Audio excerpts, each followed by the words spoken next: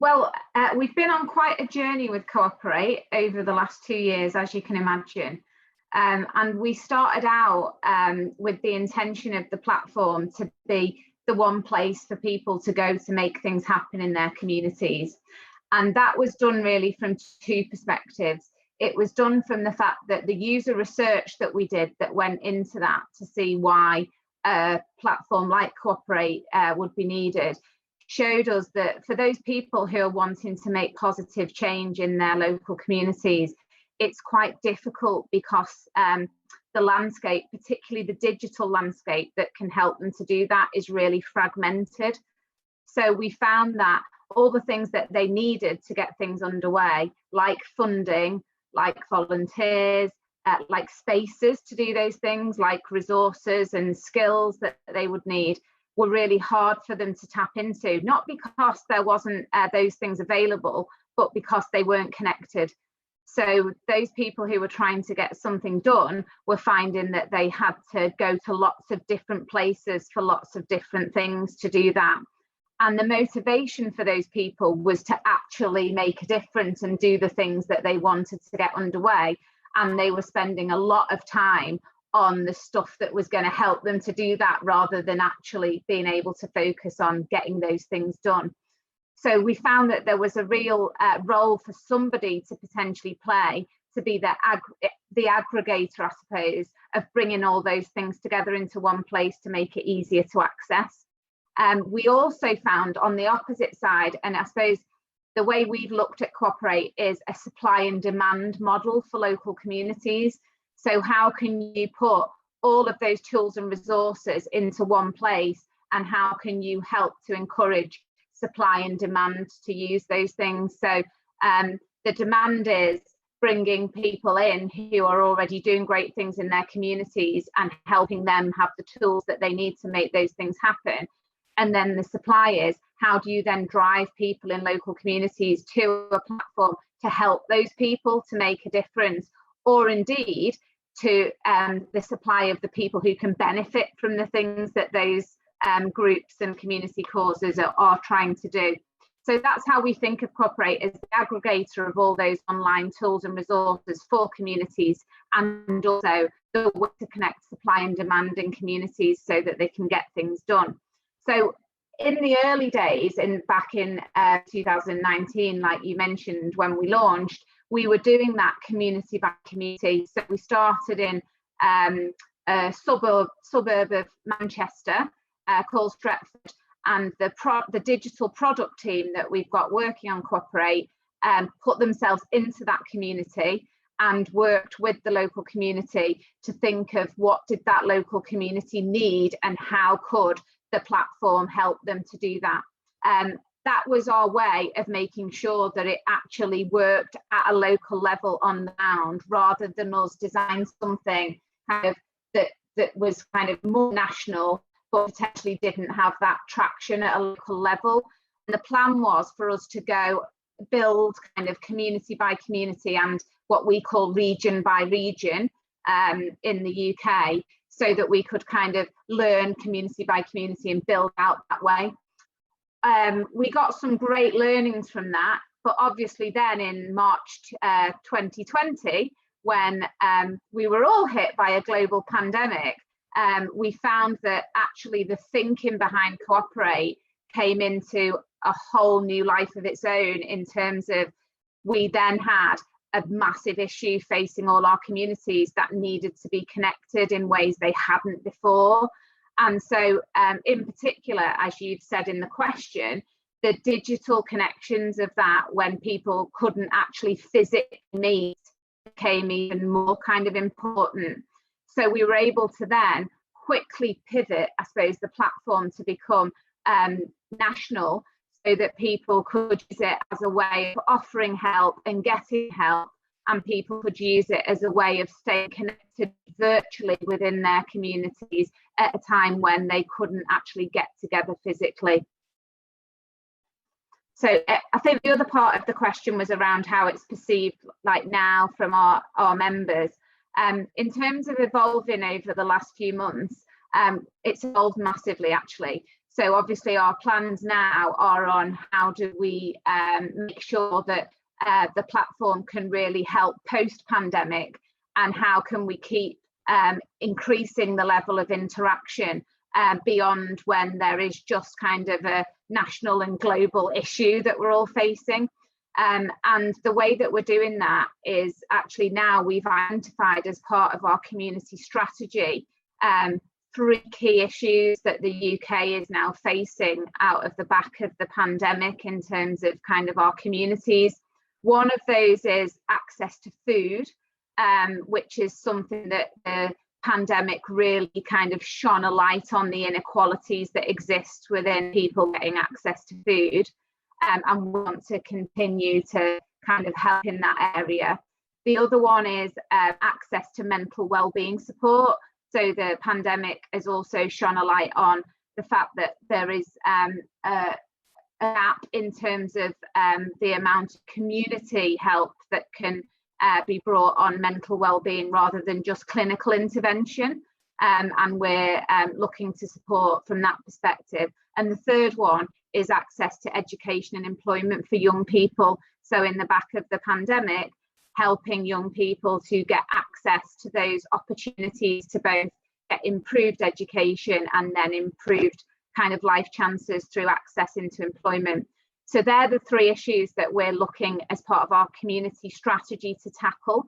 And we've got a lot of work underway with partners through our community partnership fund that is funded by our members choosing Co-op products and services to make sure that we help on those things.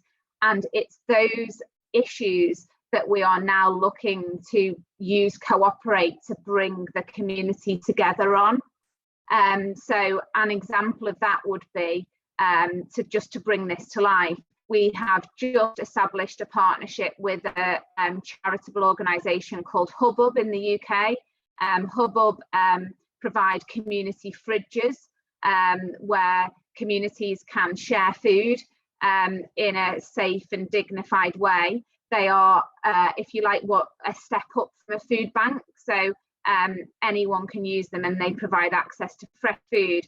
And they also link the community into the other services that they might need in order to help them get out of the cycle of poverty that may have led them to use a fridge in the first place. So mental wellbeing services, things like citizens advice, those type of things, cooking lessons even in that space. So it connects them into things like that. So we are using Cooperate to help that network of community fridges set themselves up across the UK, and for people to get access to those fridges, really importantly, know where they are, but most importantly, be able to contribute to those. So understand where they can kind of help in dropping things off at community fridges, understand where they can go and get help on the things that they need. So that's really the focus now on Cooperate, is how can the platform utilise the tools and resources it gives communities to help them tackle the key issues they're facing after the pandemic.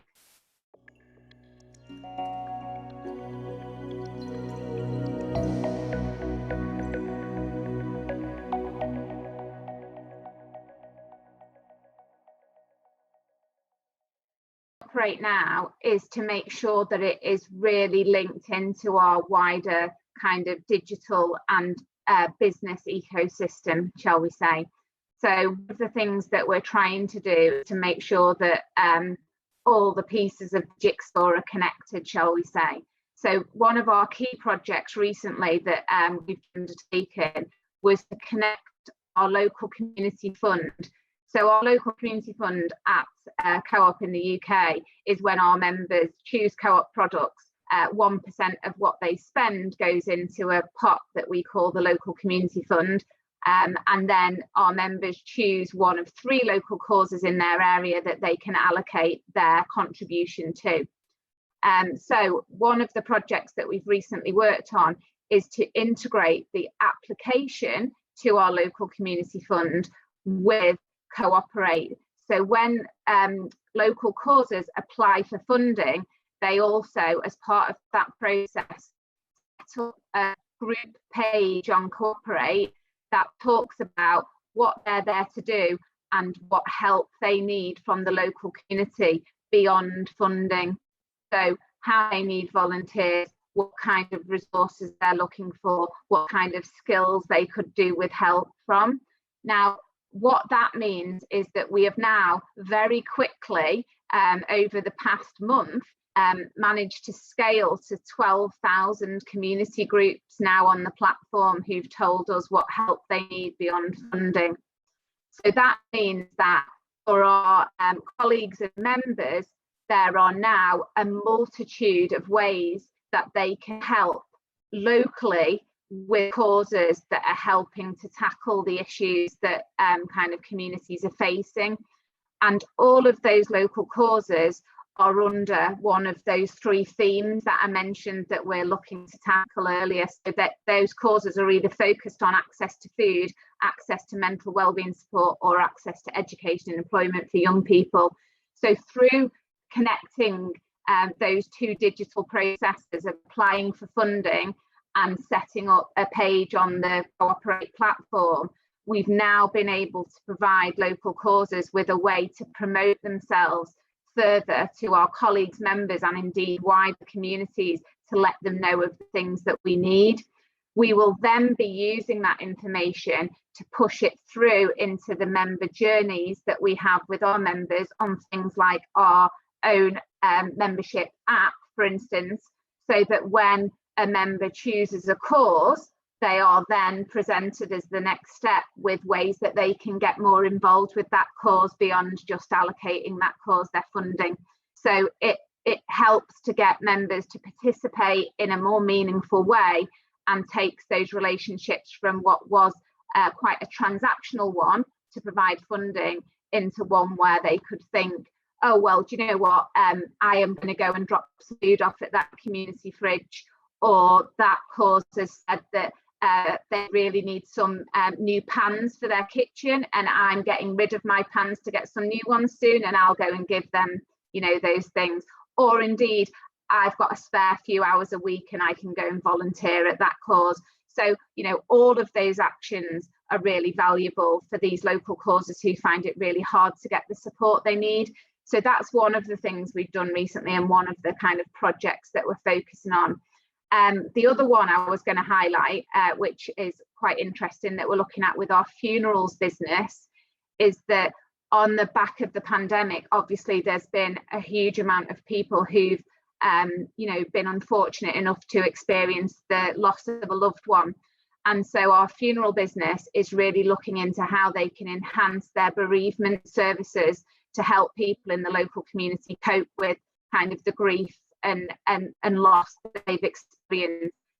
Through Cooperate, one of the ways that we're looking at adding to that bereavement offer is through, instead of it just being kind of traditional bereavement support groups that you can attend, us connecting people back into their local community after the loss of a loved one, so that they can get support from groups much wider than bereavement groups. So there might be, I don't know, a local cookery class that they can get involved in, that gets them back out into the community, gets them interacting with people again if they've, you know, lost a loved one, and also perhaps gains them a skill that their loved one had that they didn't do at the time, and those type of things. So we're looking at really how we can do more social prescribing in a wider way through understanding what those community groups are doing locally and how they can really help people through the different experiences they've had through the pandemic. So they're the two that I'd really highlight that I think are quite interesting ways that we've managed to kind of connect things that we're already looking to do with the value that Cooperate can now bring to those different products and propositions.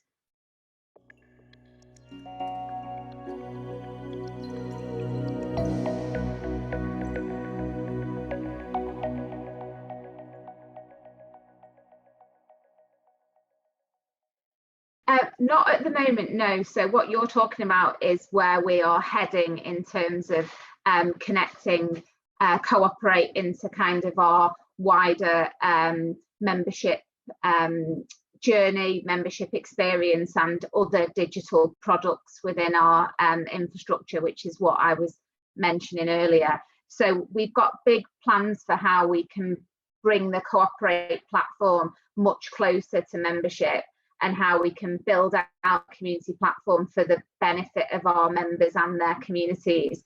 So like I was mentioning earlier, at the moment, they do use their membership login to register for the platform, but then we haven't at the moment got the ability to then see what they go on to do. So we've not connected in yet, which is the next stage of the journey. So what we want to be able to do is to understand what our members, how our members are interacting with Cooperate, and then indeed to make sure that we are incentivizing them to do that and even rewarding them on the back of that as we move forward. So at the moment they get primarily get rewarded for the trade with Co-op, and that reward comes in the form of both personal reward back to them to spend back at Co-op, and community reward for them, like we said, to allocate to things that you know, mean something to them at a local level.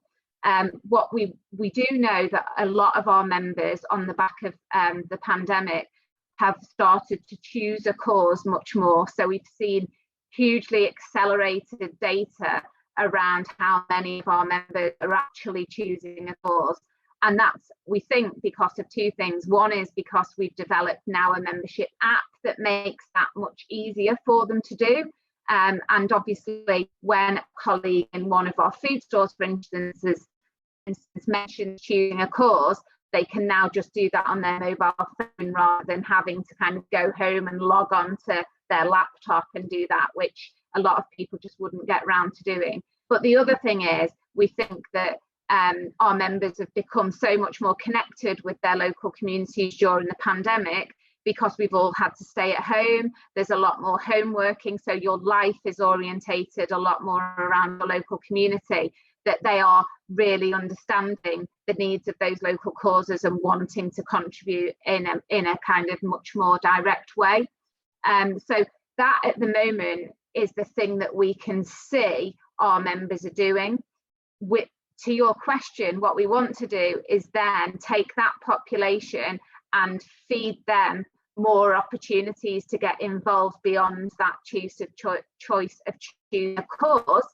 And we want to be able to then start to understand what they're doing and incentivize and reward those behaviours moving forward, which is going to be happening by our membership product team, digital product team, and our Cooperate digital team working together to connect that through APIs, for instance, that will kind of allow our membership app to feature local content from Cooperate, so that when you choose a cause, you get presented with the local information from that local cause in terms of ways that you can help. And that starts to get recorded against your membership account and the data that we hold on you. And obviously then we can have much more personalised interactions and personalised journeys for our members moving forward.